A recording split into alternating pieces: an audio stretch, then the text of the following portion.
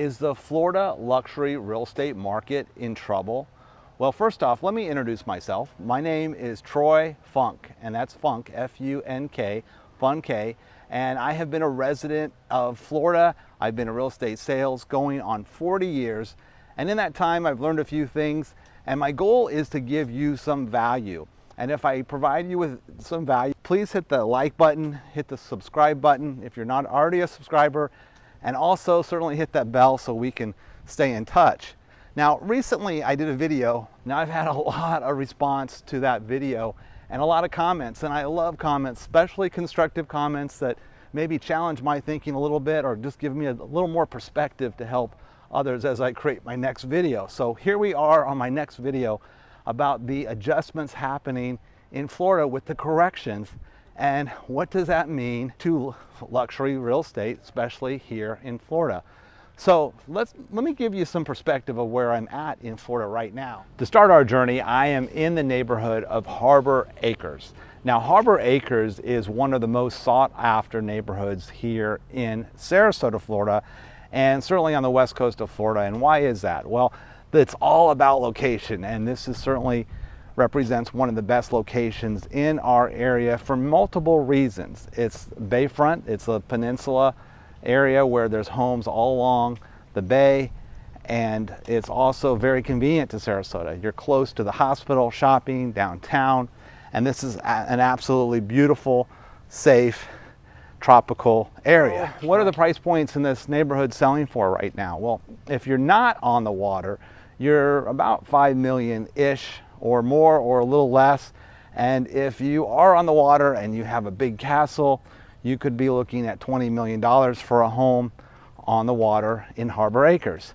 So what does that represent if you're coming to Florida and you're thinking, well, what's happening? Are these prices gonna go down so much that it'll be a good value here? Well, just sharing my experience of Harbor Acres and especially the luxury market of Sarasota right now, the luxury market is in so much demand. There is so many buyers in this higher price point that these homes have been selling. We've had many sales here in this neighborhood as well as some of the other wealthy areas in Sarasota, and it seems to be a continuing trend. As such, we've seen prices go up so much. Now, the FOMO is a little different at the higher end than it is maybe more at the entry level because you don't have as big of an audience. But the audience is very different. This is an audience of buyers that really don't care about the interest rate. It's not a factor in buying a home in a luxury home because most of these buyers pay cash.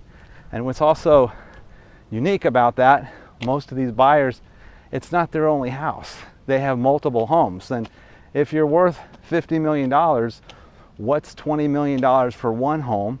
And when you can have multiple homes in different areas. And that's typically the case. We have a lot of these residents, it's not necessarily their full-time home, it's a second home depending on where they're at. And it's also an investment. And what has the investment look like in the luxury market? Well, I can tell you, if you purchased a home here in Harbor Acres 10 years ago, you're a millionaire just from that one asset. That one property appreciated enough that you've made over $1 million in this area, and that seems to continue. Now, our population in the world continues to increase, and as it does, areas that are in high demand where people want to live always have value. And this is that old adage, location, location, location. When you find a good location, the value is in the dirt. It's not necessarily how nice the house is. Of course, that brings the value up, but it's the dirt that continues to bring the value. What is the value of the dirt in Harbor Acres right now? Now, that's an interesting question because it is all about location, and we are certainly in one of the prime locations here in Sarasota. But what's interesting about Harbor Acres is this is an original neighborhood. So the homes that were originally built here are older homes, and they're not as desirable because of the standards that we've come accustomed to for newer homes. And I wouldn't call the original homes luxury homes, but they're on luxury home sites, which makes it more valuable. So you'll see an older home in this area, and you would assume because it's an older home that may need a lot of work, that the value is not there. Well, the value is in the dirt. It's about the location. So what have we seen in Harbor Acres pretty much for the last 25 years is we've seen a lot of construction. As people buy in this area, they'll buy an existing home and they'll tear it down. So when you do that and you buy that property, you're paying for the lot. You're buying that property to build your castle because you want the right location. And we're seeing that all over Florida right now in the best locations. So if you're in a neighborhood where they're tearing houses down to build bigger homes, you're in the right neighborhood. You're going to see appreciation because you're in an area that has a lot of demand, as this area does. Now, what's unique about Harbor Acres, I wouldn't call this a deed restricted community. Now, there are HOA fees. They're only $150 a year. So at $150 a year, I don't see probably a real strong HOA. But does that mean that this is a blighted area? Not at all. Just from the standpoint that you have so many mega millionaires here that they don't have necessarily, as far as an association, there are no CDD fees. This is not a gated community. These are public streets, yet this is an absolutely beautiful area because most of these homes are, in essence, $5 million and up.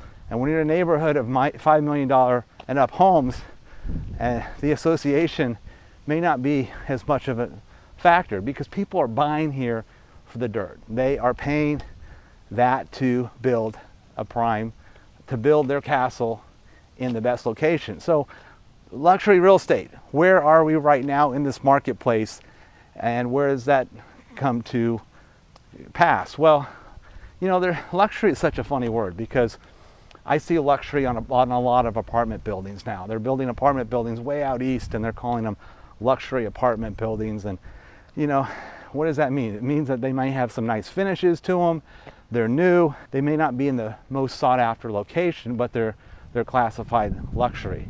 Now, this is what I would classify as luxury lifestyle. This is an area that's very desirable. The homes in here are anywhere from a third to a half an acre, so you have a lot of space. And every house in here at this point, all the newer homes are custom built homes. These are homes that somebody, for the most part, took an original home, tore it down, and built a grand home on it. There is still existence of some older homes, but finding an older home in this area doesn't mean you're going to get a low price on it because the value is in the dirt. So luxury real estate, subjectively, if you build a luxury home, but it's not on a luxury lot or luxury neighborhood, the values are going to be very different, especially in times where we have some economic adjustments. This is an area that is, for the most part, always been in demand. And we have always seen, for the most part, a continuation of appreciation, even in crazy markets. Now, we've had a lot of sales here in the last year because the market was so good. Things have slowed down. But let me give you another example of how things can be manipulated when you're talking about luxury and prices and such. Now, just across the bay from Harbor Acres is a neighborhood community called Bird Key. Now, Bird Key has about 505 houses that exist on it right now. It was built in the 1960s, and it's certainly a luxury neighborhood. It's a very coveted area. The homes there are all $1 million plus homes. So where is Bird Key today? Well, it's interesting. A month ago, there was only one house for sale in Bird Key, and that house was $10 million. And what's ironic, for $10 million, no offense, it wasn't on the best lot in Bird Key, but it was certainly it was a new house being built, and it's the only thing for sale. So that's one house out of 500 possible for sale.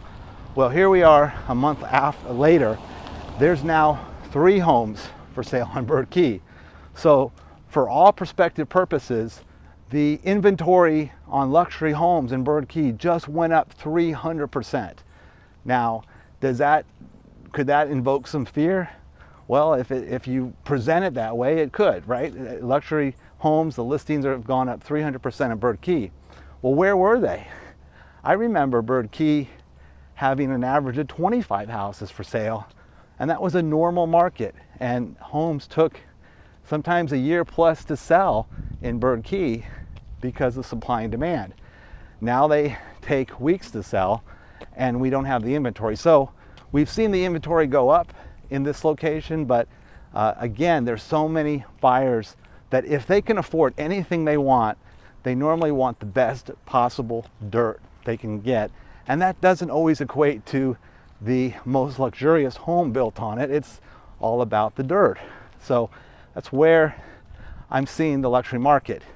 In essence, luxury is a subjective word. Luxury, I'm seeing luxury apartments, I'm seeing people misuse that word, luxury, and what does it really mean as far as value? Well, it has a lot to do with location. So to complete my thoughts, I don't think there's ever a bad time to buy the right real estate, especially when you can buy in an area where the dirt is valuable enough that people tear homes down to build bigger homes. And that's the case with Harbor Acres. Now, yes, we are in some challenging times right now. There's a lot of negative news, and people are concerned, how far will real estate values fall? Well, and how is that going to affect the luxury market?